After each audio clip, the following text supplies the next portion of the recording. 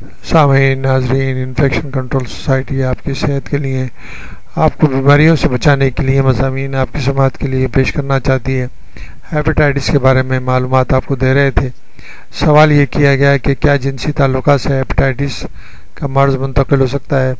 نیز کیا ہیپیٹائٹس ماں سے بچے کو منتقل ہو سکتا ہے؟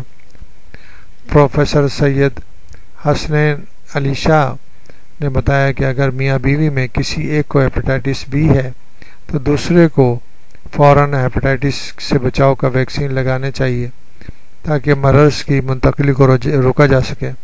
اگر حاملہ عورت کو ہیپیٹائٹس بی ہے تو بچے کو پیدائش کے فوراً بعد ہیپیٹائٹس بی کے ویکسین لگوانی چاہیے۔ ڈاکٹر کے مشورے پر عمل کر کے ہیپیٹائٹس کی منتقلی کے عمل کو روکا جا سکتا ہے۔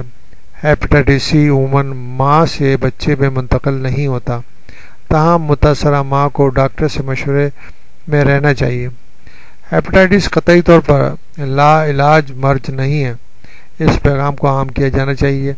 کئی جگہوں پر یہ لکھا جاتا ہے کہ شرطیہ علاج یہ درست طریقہ نہیں، بلکہ شرطیہ کا استعمال نہیں ہونا چاہیے، کیونکہ ہیپیٹائٹس کے علاج کی کامیابی وائرس کے ٹائپ اور مرض کی پیچیدگیوں پر منحصر ہے۔ ہیپیٹائٹس بی اور سی کے علاج اور بچاؤ میں خوراک کا کوئی کردار نہیں ہے۔ علاج مکمل ہونے کے بعد بھی جگر کا معائنہ اور خون کے ٹیسٹ ضروری ہیں، اس لیے ضروری طور پر ان ٹیسٹوں کو کرا کر مسلسل یہ احتیاطی تدابیر اختیار کرنی چاہیے اور دیکھنا چاہیے کہ جگر کی پوزیشن کیا ہے، تاکہ آپ بہتر طریقے سے اپنی صحت کو برقرار رکھ سکیں اور اس مرض کی موذی اثرات سے بچ سکیں۔